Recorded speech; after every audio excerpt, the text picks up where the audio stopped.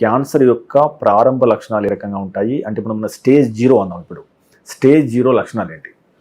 క్యాన్సర్ని మీరు చాలా మంచి ప్రశ్న అడిగారు. అంటే ముందు దశలో కనుక్కోవాలని అందరూ అంటాము. అర్లీ డిటెక్షన్ క్యూర్ అయిపోతుంది, అర్లీ స్టేజ్లో కనుక్కోవాలి, పర్ఫెక్ట్. సో స్టేజ్ 0లో జబ్బు కనుక్కోవాలంటే అసలు సిమ్టమ్సే ఉండవు. సిమ్టమ్స్ లేనప్పుడే చాలా వరకు stage 0లో కనుక్కోగలం.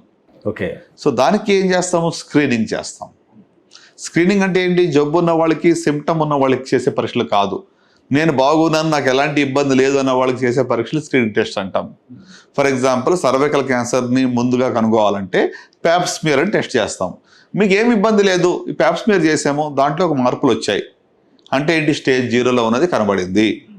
So that's how stage 0 కనుక్కోవాలంటే స్క్రీనింగ్ ఈజ్ మ్యాండేటరీ అనమాట.